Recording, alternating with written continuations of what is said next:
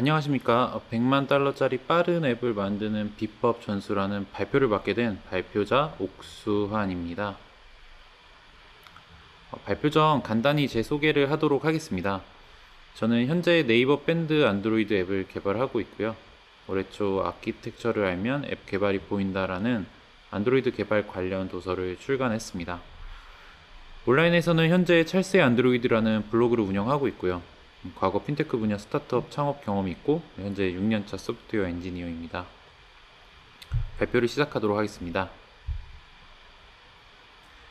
오늘 발표는 뷰와 레이아웃을 올바르게 사용하는 방법들에 대해 알아보고 최종적으로 렌더링 성능을 끌어올리는 데 초점을 맞추었습니다. 초보 개발자분들이 간과하기 쉽거나 놓치는 부분들을 중심으로 설명할 예정입니다. 그래서 발표 순서 첫 번째로는 안드로이드 렌더링에 대해서 다루고 두 번째로는 렌더링 퍼포먼스를 끌어올리기 위한 여러가지 팁을 소개하고 마지막으로 앱이 느려지는 원인을 진단하기 위한 도구들에 대해서 설명하도록 하겠습니다. 렌더링에 대해 알아보기 전에 왜 우리는 빠른 앱을 만들어야 할까요? 보시는 사진에서 느낄 수 있다시피 느리고 버벅거리는 앱은 사용자의 인내를 시험하게 됩니다. 사용자의 인내가 한계에 다다르는 순간 그 앱은 앱 서랍 어딘가에 묻혀 있거나 삭제되겠죠. 아마 안드로이드 앱 개발자도 스스로 느린 앱을 만드는 걸 원치 않을 겁니다. 일반적으로 사용자가 앱을 사용하지 않는다는 것은 매출과 직결되는 부분이기 때문에 개인 또는 회사는 활성 사용자 수를 굉장히 중요하게 생각합니다. 그렇다면 왜 앱은 자꾸 느려지는 것일까요? 그것은 복잡한 기능 또는 사용자들의 요구사항을 구현하다 보니 그렇게 될 수도 있고 이목을 끌만한 화려한 디자인을 구현하다 보니 그렇게 될 수도 있습니다. 또는 사용자의 입력에 따른 동적인 애니메이션을 구현하다 보니 버벅거리는 것일 수도 있습니다. 다른 앱들은 빠르게 잘만 동작하는데 왜 내가 만드는 앱만 느릿느릿하거나 버벅거리는 걸까요? 사실 빠른 앱을 만드는 은총알은 존재하지 않습니다. 하지만 이런 말이 있죠. 아는 만큼 보인다.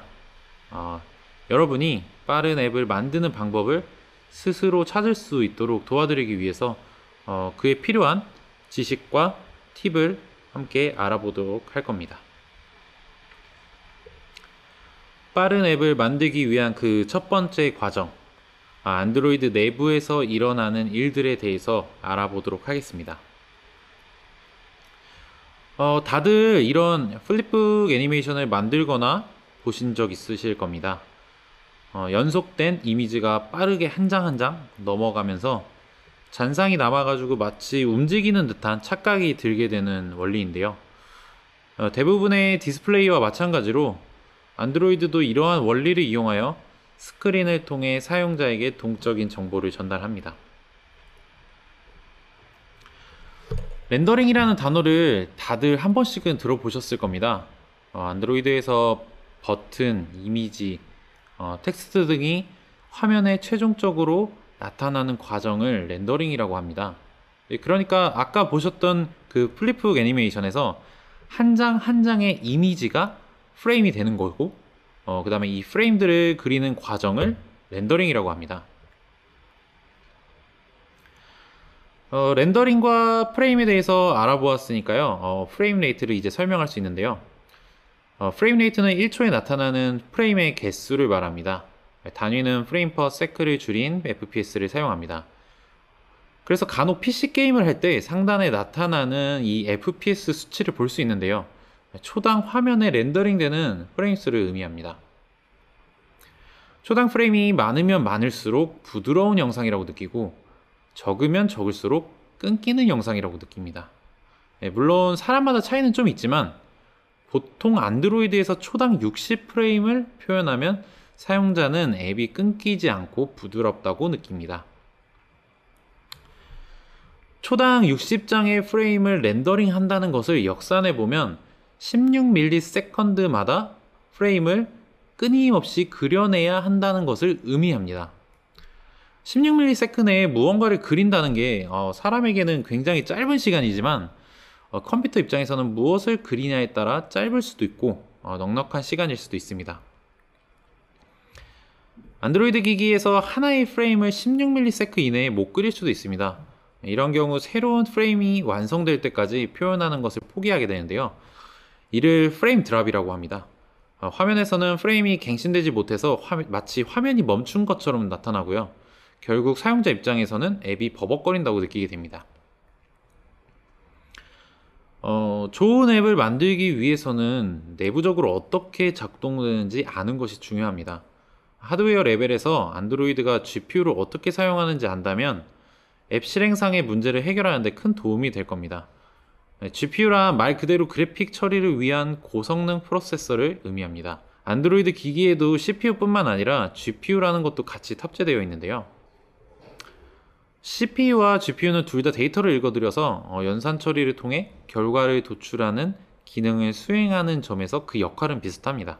하지만 3차원 그래픽 작업 등은 병렬 처리를 통해 많은 계산을 동시에 처리하는 게 유리하기 때문에 GPU를 통한 연산이 더 유리합니다.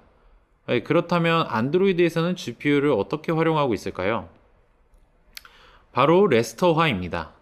안드로이드의 화면에 이미지, 텍스트 등이 나타날 수 있는 이유는 바로 레스터화라는 프로세스 덕분입니다.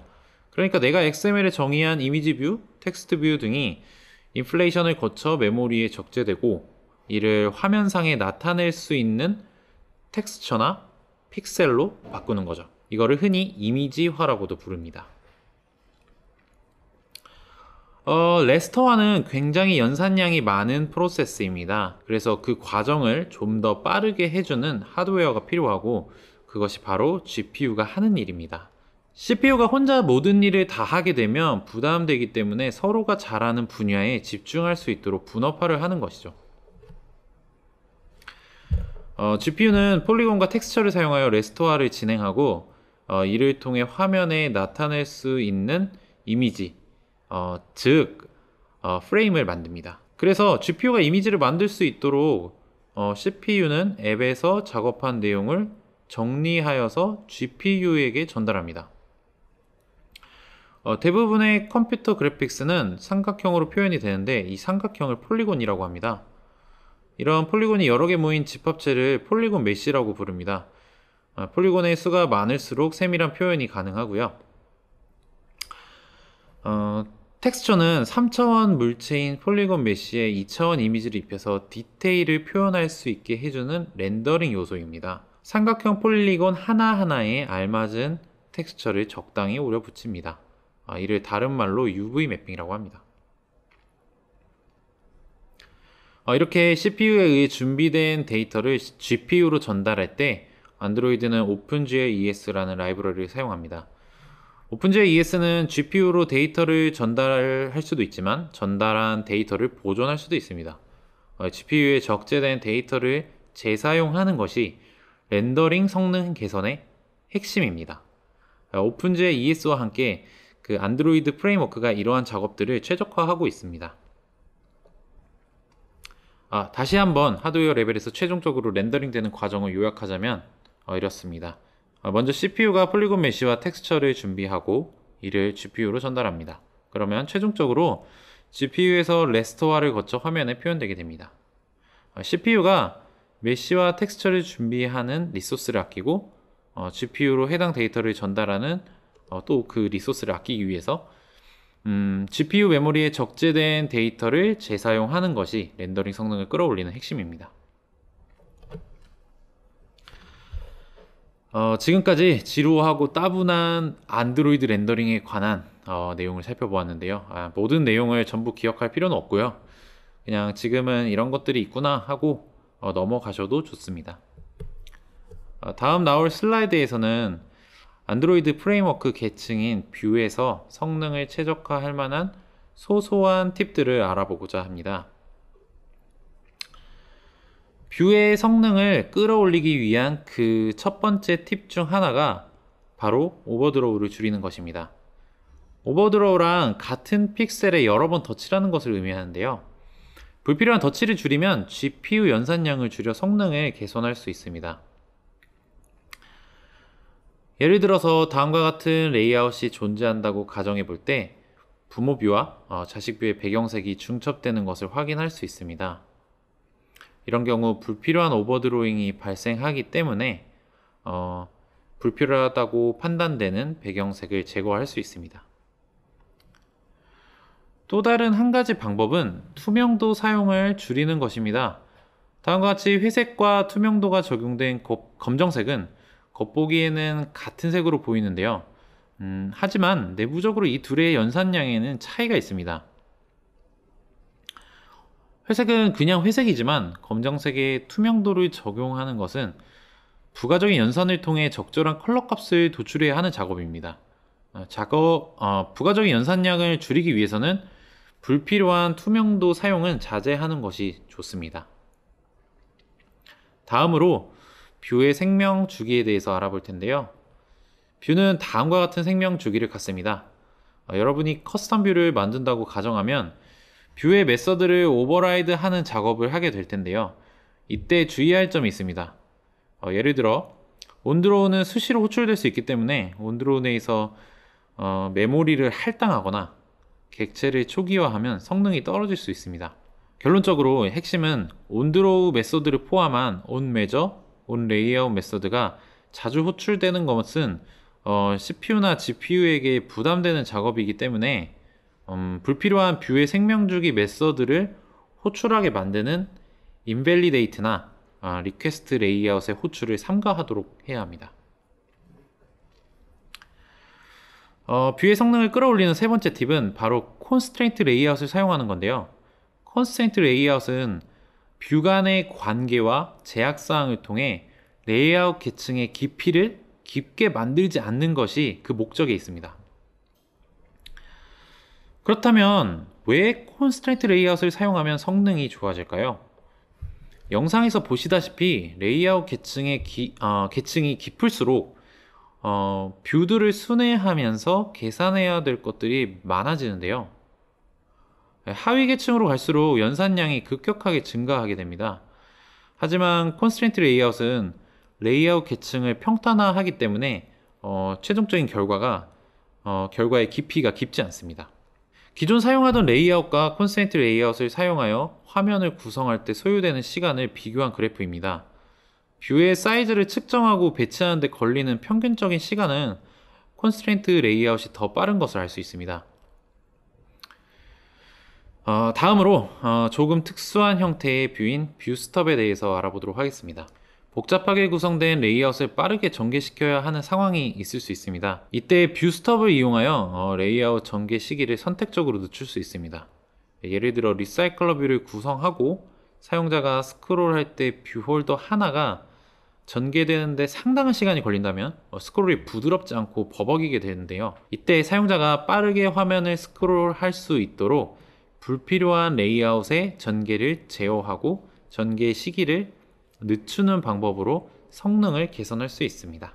이것이 바로 뷰스톱입니다. 다섯 번째 팁은 리사이클러 뷰입니다.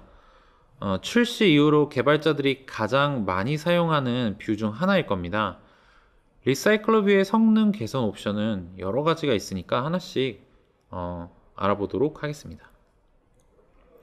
어댑터에 아이템이 갱신될 때 Notify Data Set Changed 메서드를 호출하면 전체 아이템에 대해 리사이클러 뷰를 갱신하게 됩니다. 변경되지 않은 아이템에 대한 갱신은 불필요하기 때문에 다음과 같은 메서드를 사용하여 부분 갱신을 할 수 있습니다. 변경된 부분을 확실히 알고 있다면 이 메서드들 중 하나 이상을 호출하여서 빠르게 리사이클러 뷰를 갱신할 수 있습니다. 만약 어댑터에서 변경되는 아이템의 포지션을 계산하기 어렵다면 diffutil 클래스를 사용할 수 있습니다. diffutil은 새로운 리스트와 이전 리스트 간의 차이를 계산하고 변경된 부분만 갱신할 수 있도록 돕는 클래스입니다. diffutil로 두 리스트를 계산하려면 다음에 diffutil 콜백 메서드들을 구현해야 합니다. get old list size는 이전 리스트의 사이즈를 반환하고 get new list size는 새로운 리스트의 사이즈를 반환합니다. items the same은 두 아이템이 같은 아이템인지 검사하고요. 두 아이템이 id를 가지고 있다면 두 아이템의 id를 비교하는 값을 반환할 수 있습니다. content the same은 두 아이템이 같을 경우에만 검사합니다. 아이템의 내용이 같은지 비교하게 되고요. 이 메서드들만 구현하면은 손쉽게 두 리스트의 차이를 구할 수 있게 되고, 그 결과를 가지고 어댑터에서 필요한 부분만 노리파이해서 성능을 개선할 수 있습니다. 리사이클러 뷰를 사용하는 세 번째 팁은 리사이클러 뷰의 set has fixed size 메서드를 호출하는 겁니다. 리사이클러 뷰의 크기가 어댑터 내용에 의존하지 않는다는 것을 미리 알고 있다면 어댑터에 아이템이 추가 또는 제거될 때마다 리사이클러 뷰의 크기가 변경되어야 하는지 여부를 건너뛸 수 있기 때문에 성능을 개선할 수 있습니다. 리사이클러 뷰의 네 번째 팁은 리사이클러 뷰의 또 다른 메소드 set item view cache size를 호출하는 것입니다. set item view cache size는 아이템 뷰가 뷰 플로우 들어가기 전에 유지되는 캐시의 사이즈를 결정합니다. 그렇기 때문에 아이템 뷰가 화면 밖으로 사라졌다가 나타나도 온바인드 뷰 홀더 콜백 메서드 호출 없이 해당 뷰를 그대로 유지하기 때문에 성능을 개선할 수 있습니다. 리사이클러 뷰 다섯 번째 팁입니다. 아마 플레이스토어 앱과 같이 중첩된 리사이클러 뷰를 구현해야 하는 경우가 있을 겁니다. 이런 경우 바깥 리사이클러 뷰와 안쪽 리사이클러 뷰 간에 아이템 뷰를 공유하여 성능 개선을 할 수 있는데요. 바깥쪽 리사이클러 뷰 어댑터에서 뷰 홀더를 생성할 때 안쪽 리사이클러 뷰에게 바깥 리사이클러 뷰의 아이템 뷰 풀을 넘겨주기만 하면 됩니다. 마지막 리사이클러 뷰 팁입니다. 어댑터의 set has stable IDs 메서드 호출을 통해 성능을 개선하는 방법인데요. set has stable IDs를 true로 지정하면 어댑터에서는 아이템의 ID를 구분하여 이미 바인드 된 적이 있는 아이템에 대하여 재바인딩이 되지 않도록 합니다. 이 메서드를 사용하는 경우에 어댑터가 아이템의 ID를 식별할 수 있도록 getItemID 메서드를 반드시 오버라이드 해야 합니다. 롱 타입의 아이디를 반환하는데요. 일반적으로 데이터베이스 또는 네트워크로부터 받은 아이템에 아이디가 있다면 해당 아이디를 반환하면 됩니다. 마지막으로 앱 성능을 개선하기 위한 몇 가지 도구들에 대해서 알아보도록 하겠습니다. 앱 성능을 개선하기 위한 도구 그 첫 번째는 바로 레이아웃 인스펙터입니다. 안드로이드 스튜디오의 레이아웃 인스펙터를 사용하면 런타임의 레이아웃의 세부 정보를 검토할 수 있습니다. XML의 레이아웃에서는 이렇게 프리뷰에서 정상적으로 나오는데 런타임의 앱 레이아웃이 예상치 못한 방식으로 화면에 이상하게 나오는 경우에 사용하면 좋습니다. 지금 보시는 화면은 이번 안드로이드 스튜디오 4.0 릴리즈에 포함된 라이브 업데이트와 3D 로테이션 기능입니다. 라이브 업데이트는 실시간으로 레이아웃을 면밀하게 살펴볼 수 있는 기능이고요. 3D 로테이션은 말 그대로 앱의 화면을 3D로 입체감 있게 돌려가면서 확인할 수 있는 기능입니다. 레이아웃의 Z 오더를 확인할 때 유용합니다. 지금 보시는 화면은 레이아웃 인스펙터의 애트리뷰트 탭으로 보이는 뷰를 클릭했을 때 해당 뷰의 속성을 확인할 수 있는 기능입니다. 가끔 온라인상에서 XML 레이아웃 프리뷰에서는 제대로 나오는데 앱을 설치하고 나서 실행하면 제대로 나오지 않아요 하는 질문들을 종종 볼 수 있는데요. 이때 레이아웃 인스펙터 사용을 권하고 싶습니다. 뷰의 비저빌리티나 패딩 그리고 마진값 등 이런 내용들을 상세히 확인할 수 있기 때문에 문제의 원인을 파악하는 데 많은 도움이 됩니다. 다음으로 소개해드릴 것은 안드로이드 스튜디오의 프로파일러입니다. 앱의 CPU, 메모리, 네트워크 등의 사용을 최적화하면 좀 더 빠르고 원활한 환경을 사용자에게 제공할 수 있겠죠. 프로파일러는 앱과 상호작용하는 동안 앱의 스레드, 메모리, 네트워크 등의 활동을 실시간으로 검사하거나 추적할 수 있습니다. 만약 앱이 버벅거린다면 CPU 프로파일러를 통해 메인 스레드를 살펴보고 어떤 메서드 및 함수로부터 작업이 지연되고 있는지 확인할 수 있습니다. 다음 세 번째로 소개해드릴 도구는 린트입니다. 린트는 안드로이드 스튜디오에서 제공하는 코드 스캔 도구인데요. 앱을 실행하거나 테스트 사례를 작성할 필요 없이 코드의 구조적 품질 문제를 식별하고 수정할 수 있도록 도와줍니다. 안드로이드 스튜디오 설정에서 기본적으로 제공하고 있는 린트 옵션을 활성화하거나 또는 비활성화할 수 있는데요. 예를 들어 보시는 스크린샷과 같이 레이아웃 has too many views라는 린트 옵션이 활성화되어 있다면 하나의 XML 레이아웃 파일에 80개 이상의 뷰가 포함될 때 에러를 노출시킵니다. 왜냐하면 레이아웃 전개에 많은 시간이 들어갈 수 있기 때문이죠. 경고 메시지 노출되는 것을 확인하기 위해 임의로 제가 80개의 뷰를 하나의 XML 파일에 선언해 보았습니다. 그 결과 퍼포먼스가 떨어질 수 있다는 경고 메시지가 안드로이드 스튜디오 내에서 노출되었는데요. 개발자는 이런 식으로 여러 가지 타입의 린트 에러를 사용하고 확인하여서 빌드 이전에 해당 내용을 개선하는 등의 조치를 취할 수 있게 됩니다. 뷰 80개를 가지고 있다는 린트 메시지 이외에도 많은 린트 옵션이 존재하니 확인하실 수 있습니다. 커스텀 린트 코드 작성을 통해 직접 레이아웃 또는 소스 코드에 대한 정적 검사를 실시할 수도 있습니다. 다음으로 개발자 옵션에서 제공하는 도구인 GPU 렌더링 프로파일링에 대해서 알아보겠습니다. 이 도구를 활성화시키려면 먼저 설정에 가시고 그 다음에 개발자 옵션으로 가셔서 모니터링 섹션에서 프로파일 렌더링 항목을 활성화하면 됩니다. 보시는 것과 같이 이 도구는 프레임당 16ms의 기준으로 UI 윈도우의 프레임을 렌더링 하는데 걸리는 시간을 히스토그램으로 시각화합니다. 세로 막대 하나가 프레임을 나타내고 하나의 세로 막대 높이는 프레임을 렌더링 하는데 걸린 시간을 의미합니다. 가로로 그어진 녹색 선은 임계값을 의미하는데요. 16ms를 의미합니다. 이 값을 초과하는 프레임은 더 굵고 진하게 표현됩니다.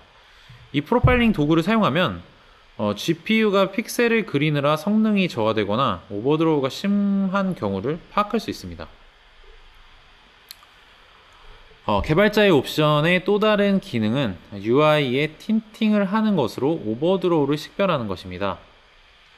오버드로우 디버깅 옵션을 활성화하여 확인할 수 있는데요. 이 옵션을 활성화하기 위해서는 개발자 옵션의 하드웨어 가속 렌더링 메뉴에 가셔서 GPU 오버드로우 디버그를 활성화시키면 됩니다. 보고 계신 이미지의 오른쪽 화면에 GPU 오버드로잉 디버깅이 활성화된 것을 확인하실 수 있는데요. 이전 슬라이드에서 언급했던 것과 같이 같은 프레임 내에서 2번 이상 같은 픽셀을 터치를 할 때 오버드로우가 발생합니다. 따라서 이 GPU 오버드로우 디버깅 옵션을 활성화시키면 앱에서 필요 이상으로 GPU가 많은 작업을 수행하는 부분에 대해서 눈으로 직접 확인할 수 있게 되는데요. 그렇기 때문에 필요에 따라 UI를 수정하거나 개선하기가 편리합니다. GPU 오버드로우 디버깅 옵션 활성화 시 화면에서 나타나는 색상의 의미는 다음과 같습니다. 특별히 틴팅이 없고 원래 의도한 색상으로 나타나는 경우에는 오버드로우가 없는 것이고, 파란색은 오버드로우가 1회, 녹색은 2회, 분홍색은 3회, 빨간색은 4회 이상을 나타냅니다. 그렇기 때문에 아까 보셨던 이미지의 경우 오버드로잉을 줄이게 되면 다음과 같이 오른쪽 화면에서 오버드로잉이 많이 줄어든 것을 확인할 수 있습니다. 반드시 파랗게 나와야 되는 것은 아니기 때문에 필요에 따라서 선택적으로 오버드로잉을 줄이면 좋을 것 같습니다. 네, 다소 짧은 시간 내에 많은 정보를 드리고자 노력하다 보니 심도 깊은 설명을 드리지는 못했는데요. 다만 이런 팁이 있구나, 이런 도구가 있었구나 라는 정도만 아시고 필요할 때 해당 내용을 검색하고 공부하셔서 이 영상을 보신 모두 $1,000,000짜리 앱을 만드는 개발자가 되시길 바랍니다. 이것으로 발표를 마치겠습니다. 네, 발표자 옥수환이었습니다. 감사합니다.